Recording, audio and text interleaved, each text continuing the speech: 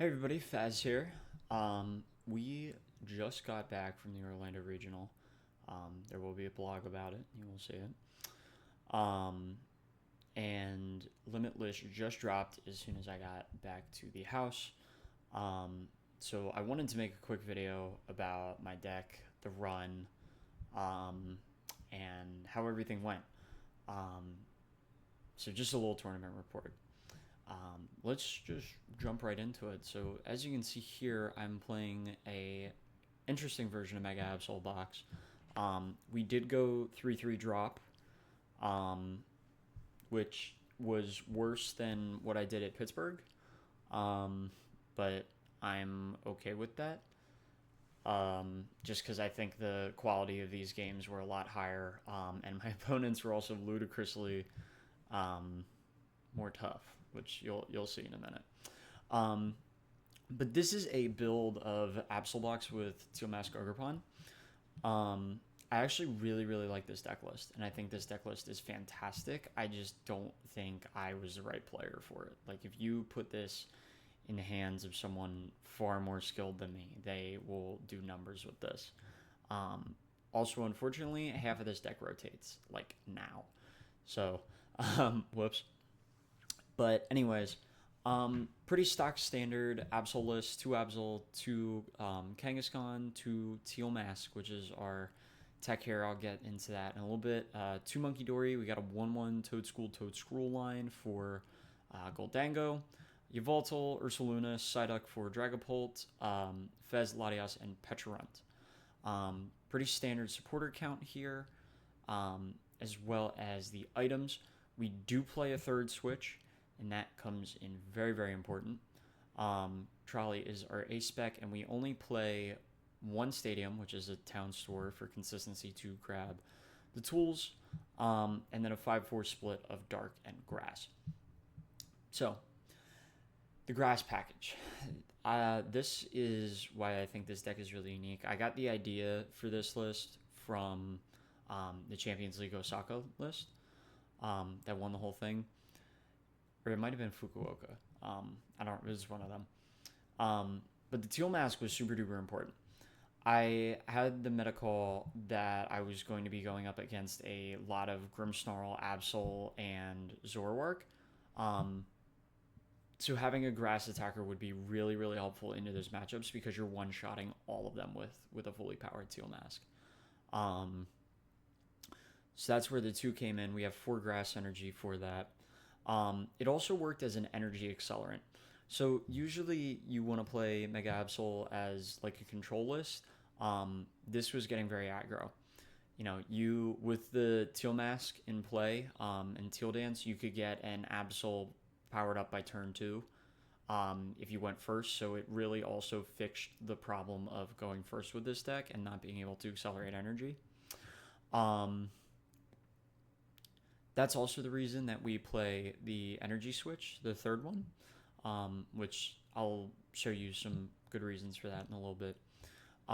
It also acts as a great draw support on top of the board with Kangaskhan. If you're attaching the grass energy once per turn, you can energy switch it away to anywhere, but you're getting an extra cards plus the 2 from the run errand. You know, this deck moves through its resources really quickly. So being able to find your outs, especially like Arvin or Iono, super duper helpful. That is also why we run the third Pokegear, because we want to be able to find our outs as fast as humanly possible. And that third Pokegear really helped with landing me the supporters that I needed on each of these turns. So this was the exact 60. Felt really good. Like I said, if a player more skilled than me played this deck, they would probably do really great with it. So round 1, I went up against a Guardy. Pretty standard Guardy list. This guy kind of had a really rough. Super nice dude. He said he just started playing again to have fun, so I kind of felt bad beating up on him. But I don't think there was a Gardevoir on board the entire game. I managed both games. He won the initial coin toss, chose to go second, and both games I managed Teal Mask, attach, Dark Energy, attach, and then the next turn, Dark Energy, attach, energy switch, and then just start swinging into the Ralts or the Curlios with Boss. He didn't scoop either of the games. He kept, testing that, or not testing, believing that he had a comeback, which I can respect that. But ultimately, it was a pretty quick 2-0. Nothing crazy there. He didn't take a single prize the whole set. So it was just kind of a slaughter. But super, super nice dude, Ricky Chen. Or Chung, sorry. If you ever watch this, you're a chiller, dude. Keep it up. Yeah. So nothing too crazy with that. Our round 2 opponent, this was probably one of 2 games that I really, really enjoyed. This was Jose Casillas. He was playing a Grimmsnarl Frostlass list with the Mega Frostlass as well. The Mega Frostlass was a absolutely terrifying tech. And the moment I figured out that he had it, it was just my number one priority to get rid of those Frostlass. Getting rid of the Frostlass anyways is usually the way you want to go with this matchup. You can claw away each of the Frostlass and remove those damage counters from the board, set up 2 of your own Monkey Dories, throw them back at there. It's a pretty favorable matchup with this list, especially with the Teal Mask. Typically, you want your board to be Absol Teal Mask, 2 Monkey Dory, Kangaskhan, and then probably Latias. You could also use Petront, but it's definitely not as reliable, and that just absolutely annihilates them. The first game was just kind of a back and forth. I ended up getting it off of an Iono to 1 and a Claw and just completely breaking him out of the game. Game 2, though, was probably my favorite match I played the entire regional. I started off with like 2 early picks with the Claw on the Badoo and a Frostlass. Just the Badoo. And then immediately he knew that I was like scared of the Mega Frostlass, that was my huge problem. So he ended up taking a really never mind, sorry. Excuse me. I'm getting it confused with game 1. Because game 1, he ended up putting the Mega Frostlass up, and I Iono'd myself down to 2 cards, and he couldn't knock out my Absol and just went game 2. With this one, he ended up like attacking in early to I think it was Kangaskhan I had in the active with a Grimmsnarl, which left 180 damage counters for me to work with. So what I ended up doing actually was the only card I had powered up was the Mega Absol, and I had 2 Energy Switch in hand with 2 Monkey Dory on the bench. So I knew I had this. I also had a Counter Catcher in play. I think it was either Counter Catcher or Boss. It was some kind of Gust. Because the Frostlass was sitting on the bench, gusted up to the front. Energy Switch, Dark Energy off Absol on the Monkey Dory 1, move over 3. Second Energy Switch, move it over to Frostlass again. Terminal period for knockout. 3 prizes right there. I'm straight down to 2. He promotes Grimmsnarl, knocks out my Absol. That's fine. I promote up my Kangaskhan, draw for turn, run errand for 2. Immediately, Teal Mask, Arven, get the Earthen Vessel, Teal Dance, attach. Energy Switch was I got from the Arven. Energy Switch the last grass from the Absol onto the Teal Mask. Retreated the Kangaskhan with the Latias and knocked out for a quick, easy 2-0. I felt like such a baller finding those lines. It was great. Yeah, really, really cool game. And so a 2-0 start, really, really good. How did we go 3-3 drop? Well, you're not going to believe who my round 3 opponent was. I'm not kidding. There I am. Yeah, rough. So round 3 toward Reklev. Was not expecting that at all. We were Jesus Windows fuck. Um, we were joking around in the car ride down that one of us was gonna match Tord, but nobody actually believed it because why the hell would we ever match Tord? And then I got matched into Tord after going 2-0. I damn near pissed myself when it happened. I think like I have my like nervous reaction. I just like I had seen this list that he was playing beforehand, and I had a vague idea of what it was. I just didn't know the exact list, and he played this like a champ. I mean, obviously he's the greatest player of all time.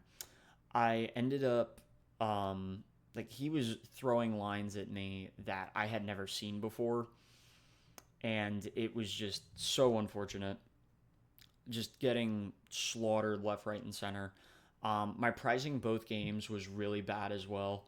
Um, the first game I prized Trolley, 2 Turbo, Teal Mask, and 2 Grass Energy, which was literally everything I needed to set up, tech the match. Like, it was just, there was no way I was winning that. And then game two, I just bricked super duper hard. Not that I think it would have mattered. I was definitely getting skill diff here.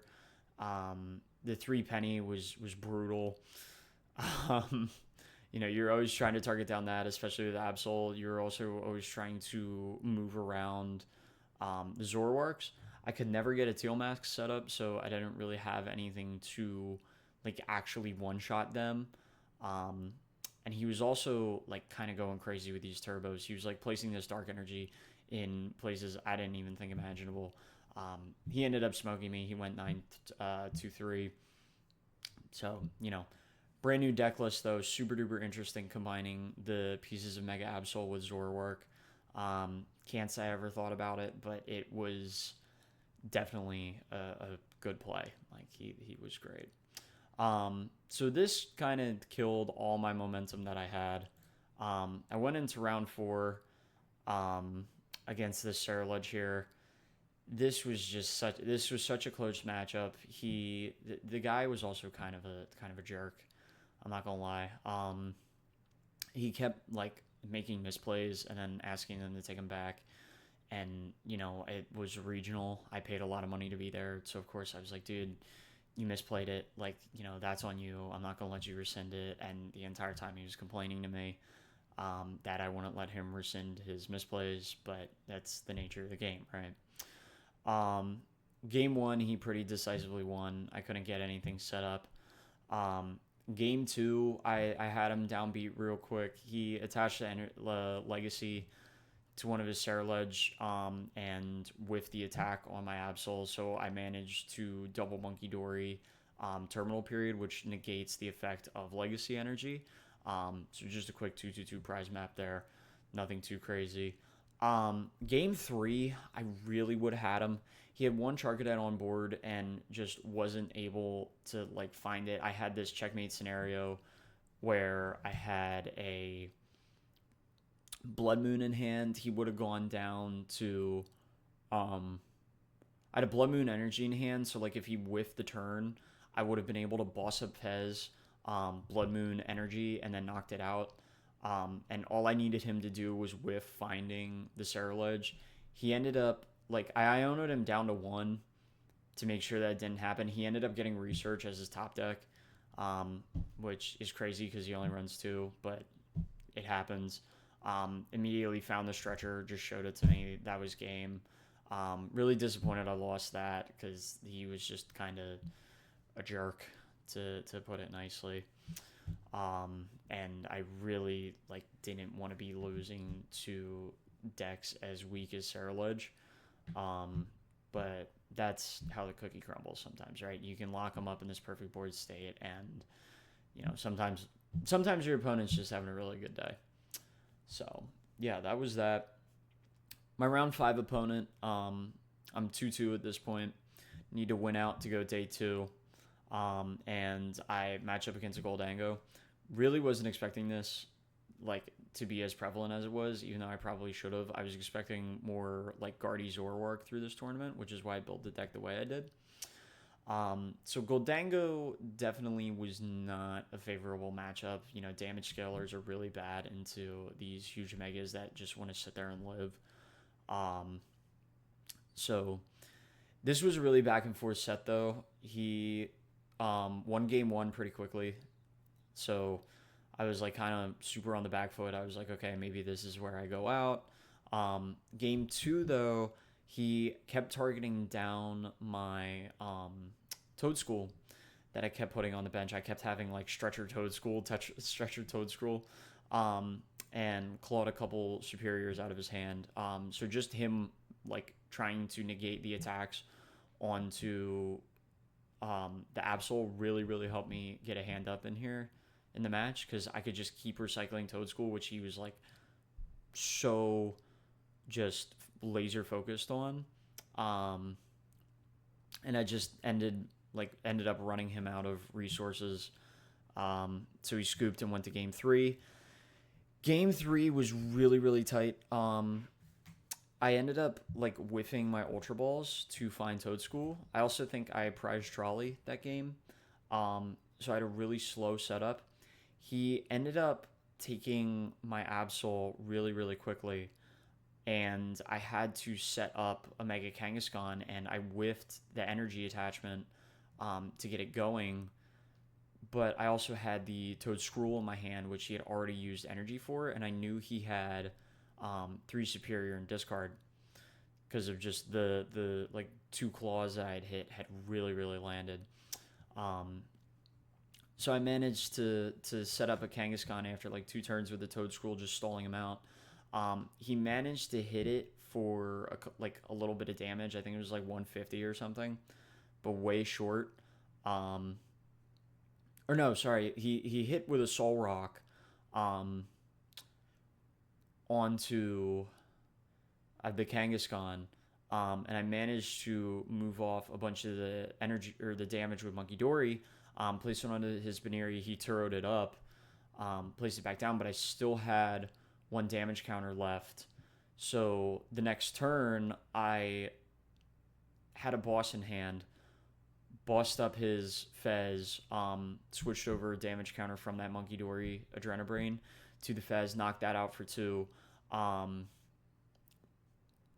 and then the next turn, he had the what was it? He had the Goldango on board, um, and all I needed to do was hit heads on the Kangaskhan and managed to roll it, hit it twice in a row, knocked it out. It was just a complete YOLO.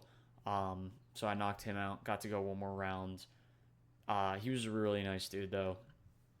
Wish him all the best. So yeah, also a really exciting game that went down to overtime on the third map. So not third map, sorry, the third match. So yeah, great game there. My final round was also against the Goldango.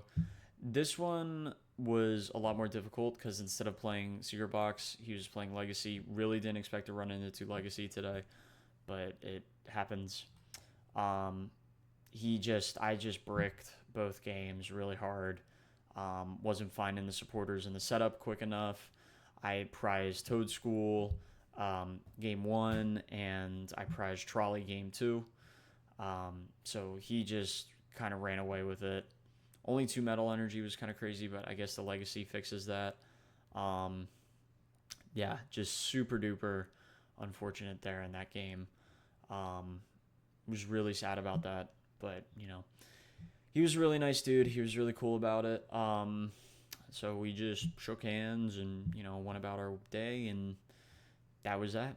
So yeah, overall, I really like the deck list actually. A couple bad bricks, a couple bad prizings. But it's not like you can make a one of trolley more consistent. If anything, I probably would have teched harder for Dango with the second Toad School. I had one in the list that I was testing. We removed it for the Psyduck. There was a lot of Polt there. I didn't hit a single one. So maybe that second Toad School would have been more worth it, but who knows? So yeah, I think, I just kind of wasn't the player equipped to play a deck like this. It also definitely didn't help that I ran into some nuts opponents. Um, but yeah, 3/3 drop. It wasn't the best, but the side events went so much better. Yeah, there's gonna be a vlog about this. I'll get that out pretty soon. Um, so yeah, stay tuned for that. It was really really fun going to Orlando. Really recommend going to a regional if you can, if you haven't. And RIPG Block, Iono, Arvin, Penny, Bravery Charm, Turbo Energize, Town Store, Vessel, Countercatcher. You guys are gonna be missed dearly. So yeah, I hope you all have a great day, and bye bye.